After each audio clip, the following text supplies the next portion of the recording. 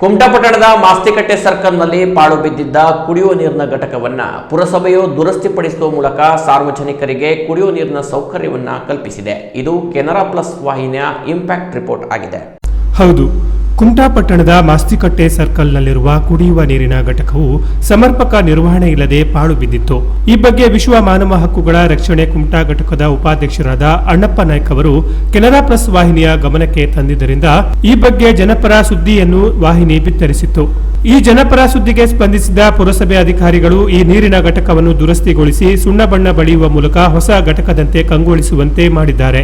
ಅಲ್ಲದೆ ಕುಡಿಯುವ ನೀರಿನ ಪೂರೈಕೆಯನ್ನು ಕೂಡ ಜನಸಾಮಾನ್ಯರಿಗೆ ಲಭಿಸುವಂತೆ ವ್ಯವಸ್ಥೆ ಮಾಡಿದ್ದಾರೆ. ಇದು ಉತ್ತರ ಕನ್ನಡ ಜಿಲ್ಲೆಯ ವಿಶ್ವಾಸಾರ್ಹ ವಸ್ತುನಿಷ್ಠ ಸುದ್ದಿವಾಹಿನಿ ಕೆನರಾ ಪ್ಲಸ್ನ ಇಂಪ್ಯಾಕ್ಟ್ ರಿಪೋರ್ಟ್ ಆಗಿದೆ. ಪುರಸಭೆಯ ಈ ಜನಪರ ಕಾರ್ಯಕ್ಕೆ ಹಾಗೂ ಕೆನರಾ ಪ್ಲಸ್ ವಾಹಿನಿಯ ಜನಪರ ಕಾಳಜಿಗೆ ಸಾರ್ವಜನಿಕರಿಂದ ಮೆಚ್ಚುಗೆ ವ್ಯಕ್ತವಾಗಿದೆ. Canara plus news, Kumta.